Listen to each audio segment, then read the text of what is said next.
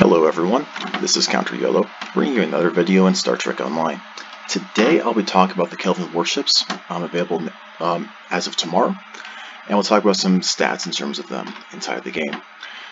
Because I really recently talked about warships inside the game, I'm not going to be talking about how warships generally work inside of this game.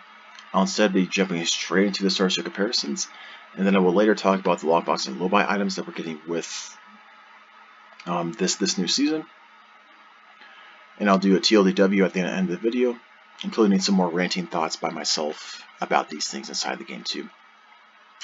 Feel free to see the time links in the description.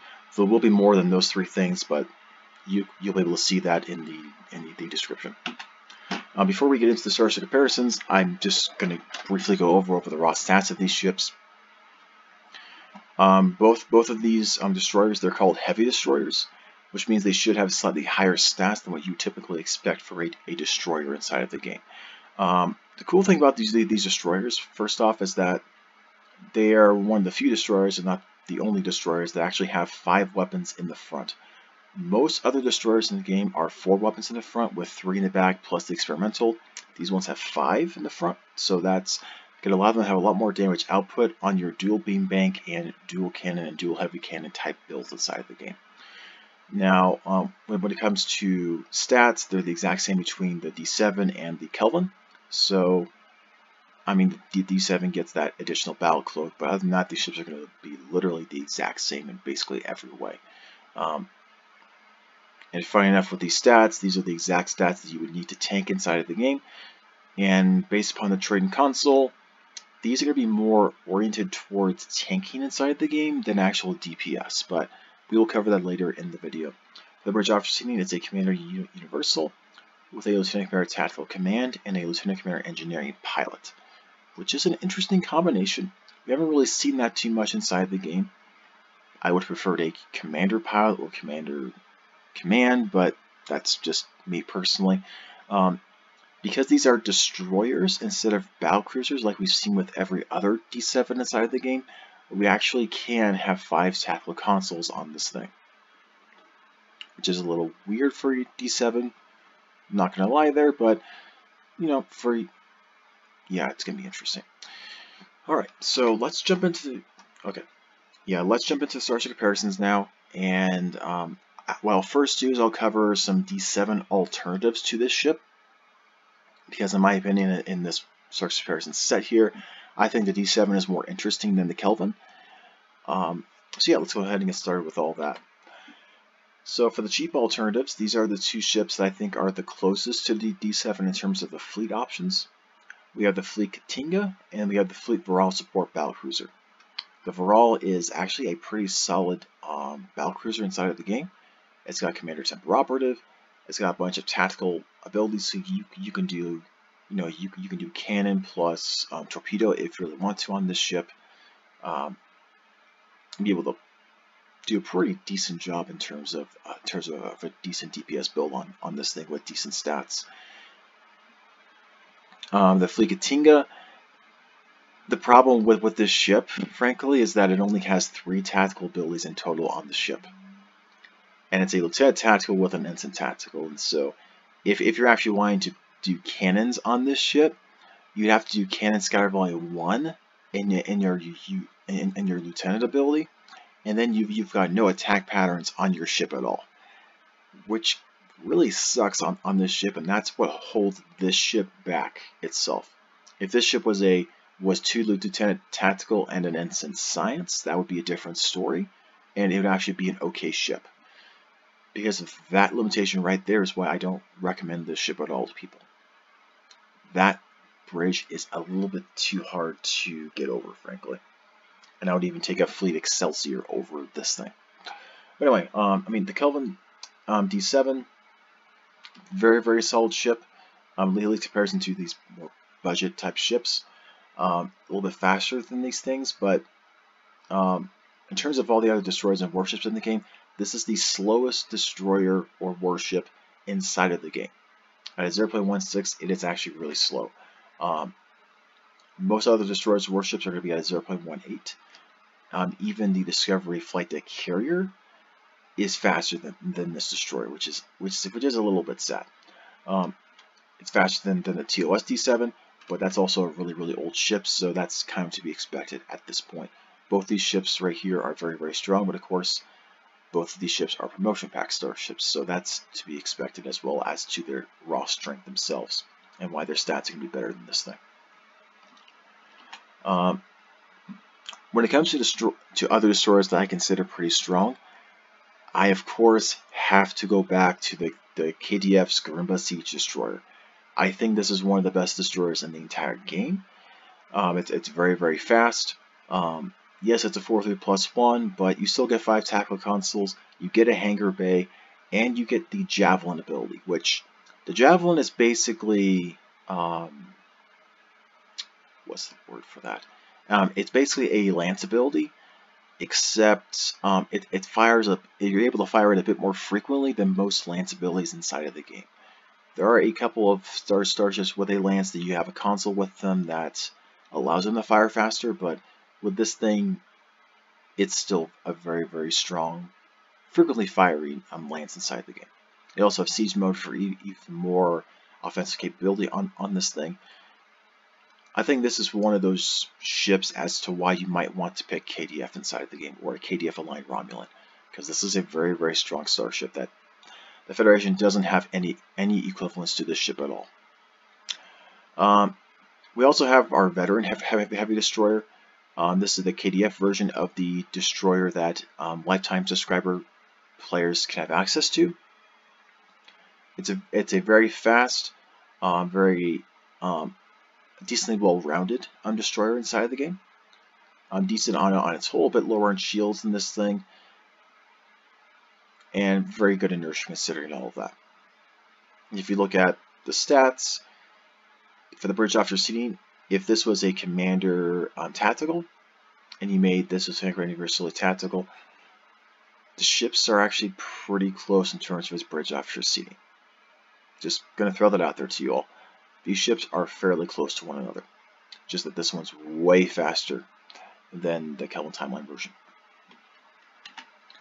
Now for our one slide for Federation, like the one slide I've got here for Federation, for our Kelvin Timeline Kelvin Heavy Destroyer, on the exchange, I think it's just going to be called the Kelvin Heavy Destroyer. Kind of weird, but I think that's the way it is. We have the recon destroyers that were released about this time last year. They were designed to be a very high shield, very low hull destroyer inside the game. These are definitely way better than these, but I mean, these are still a bit faster. And of course, we have the veteran destroyer. Slightly better on stats, but it doesn't have a battle cloak over its KDF counterpart. Very cool looking. And moving over to tactical mode, looks really cool. Those animations is what makes those ships really expensive for Cryptic to make, and it's also why they haven't released the Gemidar veteran destroyer yet, because that takes a lot of work. And also, whenever they release it, they aren't going to get an increase in revenue immediately, so they've been pushing it off for a while.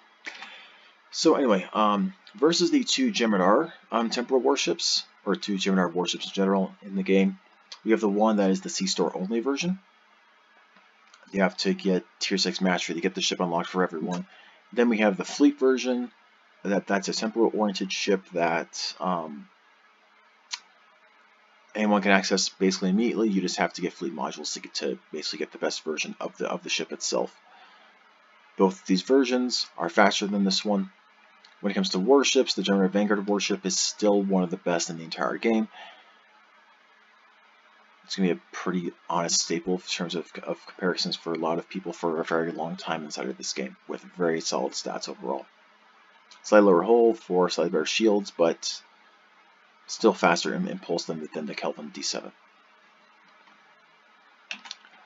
When it comes to the temporal warships inside of the game, I could have done any of the other three versions here if I wanted to. Having a battle cloak, I think, was just the best one to go for, frankly, and using the Romulan version because everyone can access that one now. Versus, of course, the Lobi temporal destroyers now, which, after this video came out, by the way, like last month or so, They decided to add a commander temporoperative stuff to a lot of starships inside the game, including these old low-bi temporal destroyers, so that they would be a lot more relevant in today's Star Trek Online. Because of that, they now have a commander temporoperative combined with their traditional lieutenant commander tactical temporoperative, makes them a bit more viable in today's current Star Trek Online. I think other ships are a bit better still today, but they are still very, very powerful and very, very menacing as well. Now, from our warships from the exchange, even these old warships here are still faster than our Kelvin D7. The Husnock, very potent warship. I think the other part of its privateer set is way better for PvP, but in PvE, the Husnock is the way to go. And then the Krenim 1 is still a solid ship as well. The Timeline Manipulation set isn't quite as valuable today as it used to be a couple years ago, but it's still a decent starship. Now for Warbirds, I did switch out one of these Warbirds just because we're dealing with more sturdy starships in this video. So I decided to choose the Fleet Dalen warship, or however you say that word. Its stats are still very comparable to the Talisk, except it's got a worse turn rate and doesn't have any of the special stuff that the Talisk has here. The Talisk also has an enhanced battle cloak versus a regular battle cloak for the D7 or a Romulan battle cloak of the other Romulan Warbirds inside the game. So yeah, when it comes to the Kelvin Timeline D7 warship or destroyer and the other Kelvin Timeline destroyer, here's what it comes down to. For the trait and the console, both the trait and the console are very much situated around tanking inside the game. The ships, by all means, have enough stats to be able to do borderline tanking inside the game. I don't have problems with that. How the trading console is implemented is where there is some potential cause for concern. So for Into the Fray, the Starship trait, you get some additional critical chance based upon each shield facing that you have on your starship that is being hit. And it probably only lasts a couple seconds, just like the pilot specialization shield resistance that you get based upon when you get hit on a shield facing, you get additional resistance on the opposite shield facing. It's probably going to be similar to that in terms of the concept here. And that if you're managed to, in that time of a thing, getting hit on all 4 shield facings, you get some additional crit severity as well as a critical chance you're getting on each one of your shield facings. This very much relies upon being able to be in TFOs and missions where you're getting hit on all sides, which, besides mirror invasion, which is a queue that most players seem to hate for some reason besides tank players, I don't really see a lot of great situations where this is going to be valuable. For tank players, for a couple of situations that might be valuable, unless the critical chance is very significant for each shield facing, I don't see tank players to pick this up. DPS players will pick this up, obviously, if the crit chance is stupidly high on the shield facings and they're actually getting hit. Basically, if you're doing a TFO and no one's a tank, and this is really high crit chance for each side you're being hit, maybe this might be valuable to you, but probably not, frankly. In terms of the console, it's the same type of problem. You get some passive hull capacity and turning, which is nice. The active gives you additional damage resistance and additional damage proportional to the amount of incoming damage that you receive. And then after a short time, it doesn't specify in the blog, your entire team gets a bunch of temporary shielding proportional to that pre-resist of incoming damage that you got for the 20 seconds. The problem that I have with this console is that the strength is going to be diluted because this temporary shielding is going to your entire team. If you're a really good tank player, you'd want all of this to go back to yourself because you'd be the only one taking damage. Unless this is ridiculously good for the temporary shielding going to the entire team, I do not see this console toppling any of the other survival tanking consoles inside of the game. I just don't see it. Now for the experimental weapon, the nice thing about this is that for the three firing shield facings that do not contain the primary target that you're firing at the given point, it'll send out an attack to the lowest HP enemy in each one of those arcs, if there is one there. For firing facings anyway. This is a console that I don't see as a DPS experimental weapon. I see this as one that is good for casual players that aren't the best with positioning with their dual beam bank and dual cannon builds inside the game. It allows your experimental weapon to be used for more utility rather than DPS, to make a lot of, for instance, swarmer pets, for instance, a lot less annoying inside of the game. So yeah, the Starship stuff here is interesting. Most people aren't tanks in the game, and most of these things aren't going to topple. In my mind, shouldn't topple any of the other tanking traits and consoles out there. So I don't really see this as going to be meta changing at all. So the experimental weapon might be useful for casual players, but then again, I'm not sure a lot of casual players are going to be wanting to buy a Starship just for an experimental weapon. Now, from the lockbox itself, we are going to be getting a new engineering, science, and tactical bridge officer ability, which is exciting. You do have to get them from the exchange, just like some other things, like chemosite lace weaponry, for instance. The engineering ability is construction shuttle wing. You deploy shuttles that can heal friendly ships. It doesn't say if you can heal yourself, though. I'm not sure. To me, this sounds like transfer shield strength, but the whole version of transfer shield strength to heal allies. This is basically going to be another support type healing ability inside the game, which is going to be interesting. Basically, support type builds, especially if you're flying, like for instance, the fully enduro Grimo carrier, you're probably going to put this engineering ability on your Starship to be even better at nannying some other DPS build in your group. The science ability is also a really exciting one. I think could be the best one of all of them here. You basically target an enemy vessel and it emits a shockwave that reverberates into other vessels, then making it so that more vessels there keeps on reverberations into more and more vessels. There's a bit of a push from it, but it basically means that the more enemies that are there, the more escalating damage that there is going to be. From the description, this sounds like that it's photonic shockwave, but even more powerful. It's not player-based AoE, and it has a ton of damage if there's a lot more enemies. So this just sounds like another strong science AoE ability for science captains to choose from, or to add to the repertoire if they're running out of science DPS abilities to choose from. This sounds interesting. I'm going to probably experiment with this a bit on a couple of my science captains to see how I personally feel about it. But I'm probably going to be using this ability in a lot of my science tanking builds. Just throwing that out there to you all. For the tactical ability, this sounds more fun than actual practical. The description says that it lowers the shield capacity of an enemy and does some damage. No idea how much damage it actually is. What I'm disappointed about is that it says that it's shield capacity instead of shield resistance. I think it should have been shield resistance, frankly.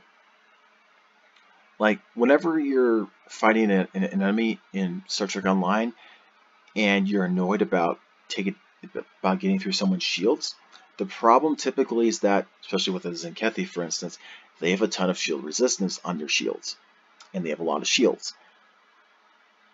This would scale a lot better if the tactical ability here took out more of the shield resistance of a shield versus just shield capacity.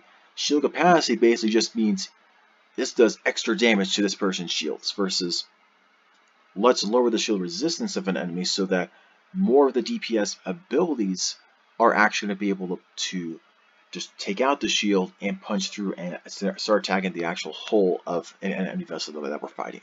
I think that would have been what would have made this much more viable. Or maybe I read it wrong and it's actually shield resistance to shield capacity.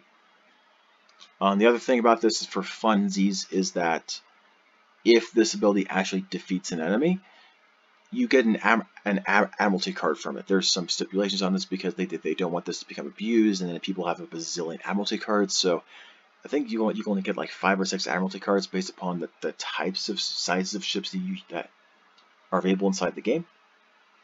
But yeah, science is the by and large winner of this. Engineering is going to be great for support and healer builds inside the game.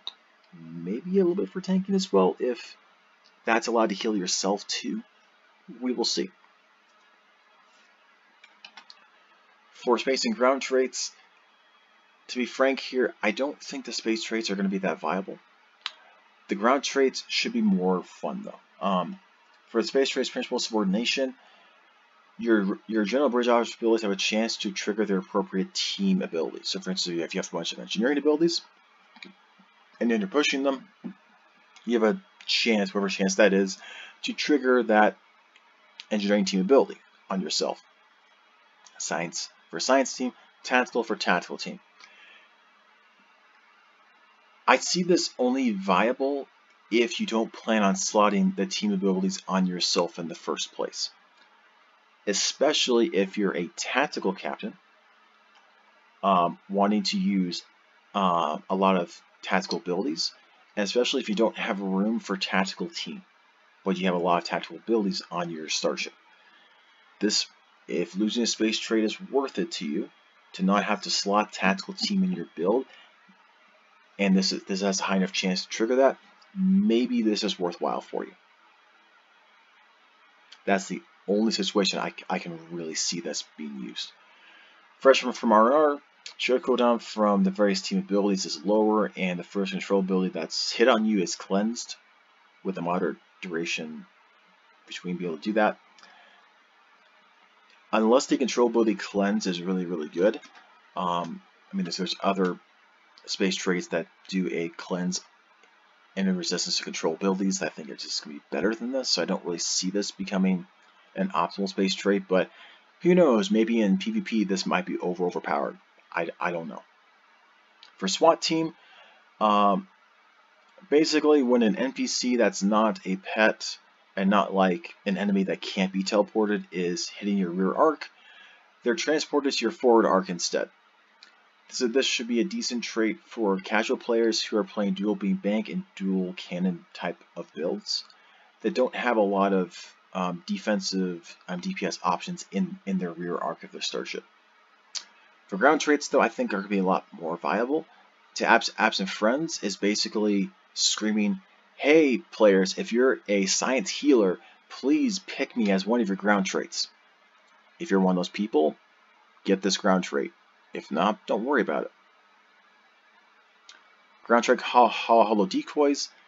Whenever you're hit, you have a chance to spawn some hollow decoys that taunt enemies. This sounds like a great survival trait. Maybe even in Sompek this might be decent. Who knows? I don't have this trait in my list because I've already made my Sompek video and I've already recorded stuff, so sorry. Some of these traits might actually be good for Sompek still. For the other ground trait, Dulce et Decorum S. I don't know how I would say that. You gain bonus damage until you go unconscious, then you have damage resistance instead. Resets a map move. Depending upon the stats on this, and on how good your healers are in your group, this might be a decent damage ability for ground DPS builds. We will see if this actually becomes better or not. This might be. This definitely might be. Now, just as a quick note here, there's also some new kit frames that are to be released with the Kelvin Divergence Lockbox.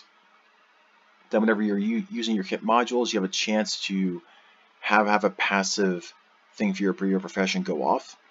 For engineering, it'll be turret fabrication. For science, it'll be exit the range dashing field. And for tactical, it'll be rally cry. I don't think they're worthwhile, but they do exist, and the science and engineering are way better than the tactical version. But that's just my opinion. There's also going to be a new staff That's also a sniper rifle, and then some new cosmetic stuff from the Lobi store. That's also going to be available too. For some more consoles and a Starship trait straight from Lockbox that you don't have to buy a Starship to get.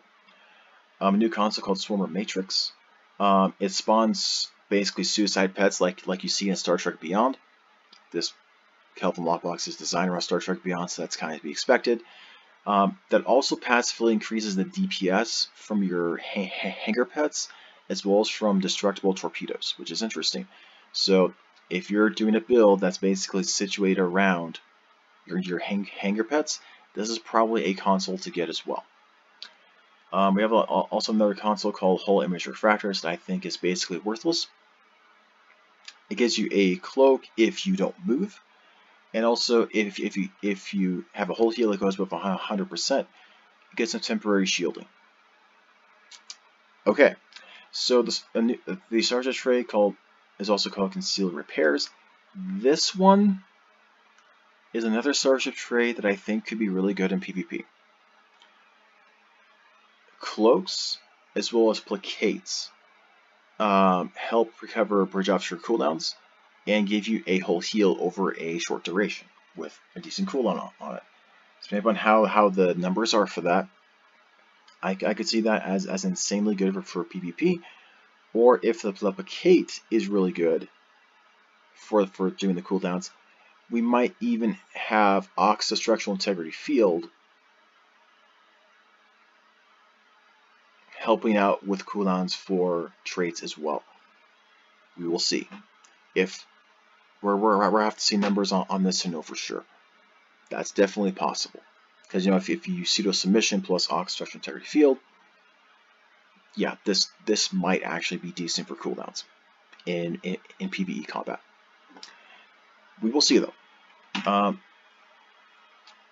course, I'm going to have to talk about our new Lobi space set. Oh man, I wish this was released in the mission, but I do understand to an extent why they put this in the Lobi store, because these are borderline way overpowered inside the game as they stand currently, even without knowing the stats on them. You have an Omni-Plasma beam that improves the critical chance of all of your weapons that are equipped, and the proc from its thing is guaranteed to go off whenever it crits. So if you have a very high crit build, you're getting a ton of damage resistance rating debuffs for plasma and kinetic, which the reason why it's for plasma and kinetic weapons is because the set plasma torpedo actually does kinetic damage, but it's boosted by plasma damage. That's what the wording basically means, guys, so that you all are aware. It does kinetic damage, and it's a photon torpedo, but it's boosted by plasma damage. That's how the torpedo works. So, decent torpedo. The Universal Console gives critical chance, and it gives accuracy. That's a very dangerous combination for PvP. Basically, what this is screaming to me, by the way, is, plus with the two-piece set, anytime you crit or you miss, you launch a bolt of plasma at a target that cannot crit, but more importantly, cannot miss either. This set is screaming, please use me in PvP, even if you don't play a plasma build. You have an Omni Beam that gives you critical chance to all of your weapons. You have a Universal Console that gives you critical chance and accuracy, which you want both in PvP. And the two-piece makes it so that whenever you miss enemies in PvP, you're still launching damage at them that they can't dodge, even if they have insane defense. Additionally, in PvE, if you have a DPS-oriented plasma build, you'll be critting super high anyway, for a really high crit chance anyway with really high damage, and whenever you're critting, you get even more damage that you're firing at enemies. I don't think this is going to be enough to bring Plasma into, what's a good term for this, to be like the king of DPS, but this set probably brings it into consideration.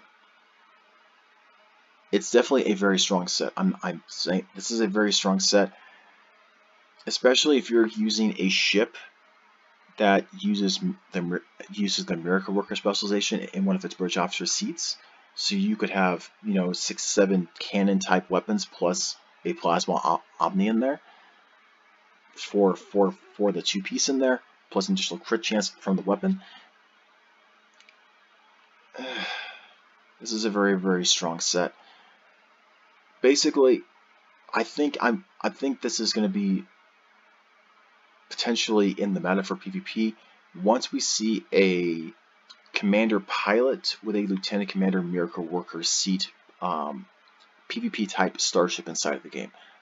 To my knowledge, I don't think we have one of them yet.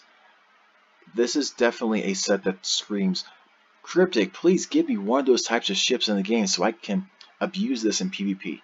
Please, please, please, Cryptic, give this to me. That's just what the set is screaming when I'm looking at it. But that's just me. I've really wanted a set Omni-Plasma beam for a long time. We finally get one. The rumor that I've heard on Twitter, at least last week, was that this Omni beam wasn't working as a set beam. It was only working as a craftable beam. Hopefully Cryptic fixes that because this really needs to be fixed to a set beam so that all of us plasma captains that use, you know, a 5-3 dual beam bank plasma build would really, really love this a whole lot more. But it already is going to be extremely strong.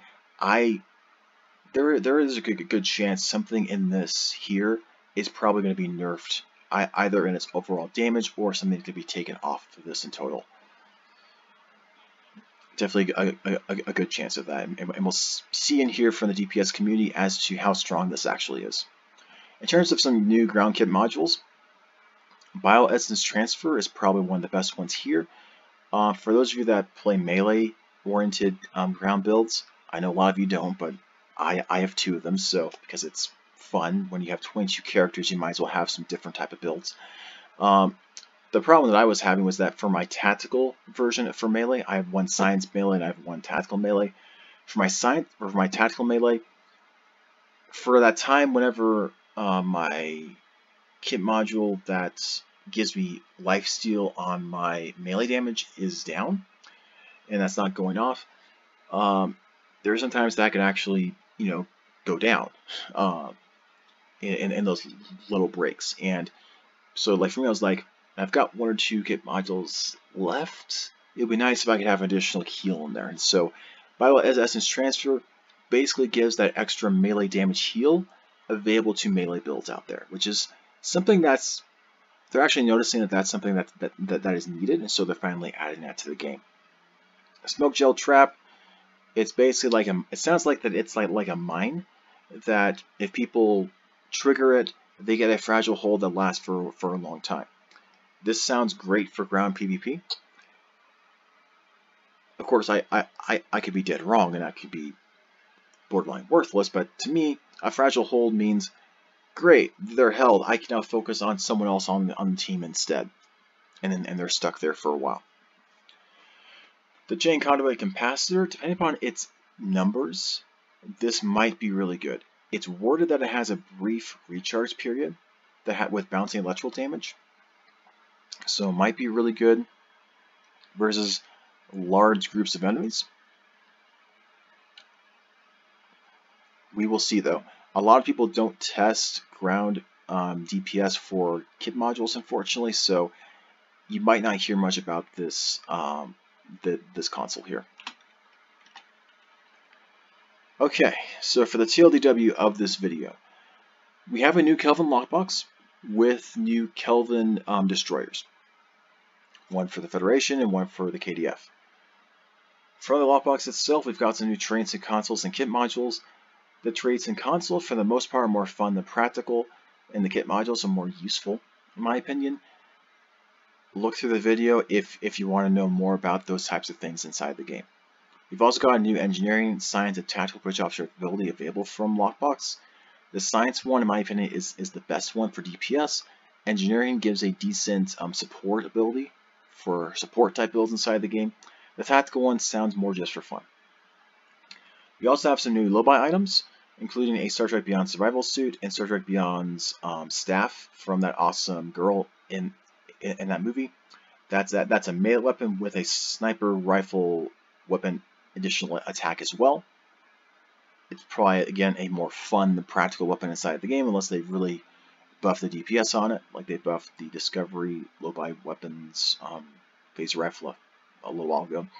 But the plasma set from the Lobi store just sounds extremely strong. Everything on it besides the torpedo sounds strong, and the torpedo is still respectable, by the way, but everything on it just sounds extremely strong. So look on SG Reddit to see how people start to feel about this. I really wish it wasn't in the Lobi store and it said was a mission set, but ever since we got a new executive producer, it's almost like he basically said, we are done adding mission sets to the game, and instead every set is going to be from the Lobi store from now on. That's what it almost like. It's either be from the Lobi store or from Reputation. That's kind of what it feels like now. Maybe that's just me, but that's what it feels like now. For the destroyers themselves, they are the first destroyer with a Commander Universal bridge officer seat. They are the slowest starships in the Warship Destroyer subclass category inside the game. For those of you that want a D7 from the exchange, they are the cheapest D7s available right now. Again, you have to be KDF to get the D7 version, but the other two D7s from the exchange are both promotion pack starships, so way out of the price range of most people. The Kelvin D7 is still out of the price range of many in the game, but it's at least more manageable than others in the game. For the general pricing is that most of these lockbox ships go up for. I'll talk about true costs of starships very, very soon. For the trading console off of the Heavy Destroyer, the trading console only really matter for tanks and they're very situational at that. And then the experimental weapon is more for casual players that aren't the best at positioning and are really annoyed at enemies that are basically flanking them and attacking their side arcs when they're trying to attack enemies in their front arc. Which honestly, because these only matter for tanks, these only matter for casual players, basically for most of the player base out there, you should only buy the Kelvin Destroyer, either version of it, either Federation or the KDF version, if you're actually going to fly the Starship. Which, since there's a decent demand for the Kelvin, and a decent demand for another D7 that was more cheap in the game, that might be the actual case for these things, that they added a ship with a shell that was versatile for a lot of players, and then they added some extra stuff on it too that didn't really matter. We will see in time. In my opinion, the bridge officer options are a little bit awkward on the ship, so I've given a couple options here that I think should work on them. If somebody's going to be going for cannons and a torpedo, like if you're going to be abusing the plasma set and going for a plasma build on a Kelvin D7, this is the option I think should work pretty well. Cannon Sky Volley 3 with Torpedo Spread 3 to enhance both your cannons and your torpedo with an attack pattern and tactical team. And then Concentrate Firepower and Chemosite to really enhance your torpedoes a ton. And then Distributed Targeting just to give some more AoE stuff to your damage that you're outputting. And then with your Ensign Universal making it an engineering, so you can get Emergency Power to Weapons 3 with Emergency Power to Engines 1. And then with a half-bat build, so that the Lieutenant Science actually feels kind of useful. So you have Photonic Officer with 1 Octobat, and then we have Strategic Analysis here, and then we have Pilot Team. Now, Pilot Team is a bit better than Polarized Hull, which is pretty popular for a lot of people doing DPS builds against the Borg, in my opinion, because Polarized Hull, which is a science ability, is only an immunity against tractor beams. Pilot team is immunity to all movement impairing effects. Any stuns, holds, blockades, it's an immunity to like basically all those movement impairing things out there. Which, if you're a DPS oriented captain, you want something like that. So that's just my opinion. I think that's one of the better options to put there. And also, all three of these options use the pilot ability and a command ability. If you really want a super DPS optimal build, yes, you can ignore some of this stuff and just go on with your life. But in my opinion, if you're choosing one of these ships, why not use the specialist abilities? For the engineering, they're both pretty similar here for me. One's a full Octobat, one of them is a half bat, so you have an option to use an additional pilot ability if you so choose, with a commander engineering. These are very standard engineering seats here. If you want to do Octobat, versatility 3 with emergency priority weapons 3, emergency priority engines 1, and Octobat.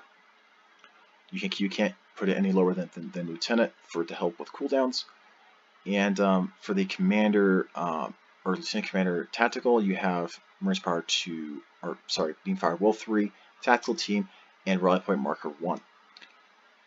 Yes, you're technically losing your normal attack pattern here, but because you have a pilot seat as well, you're able to have attack pattern lambda to work basically as your replacement for attack pattern beta or attack pattern delta for your tanking stuff in this build.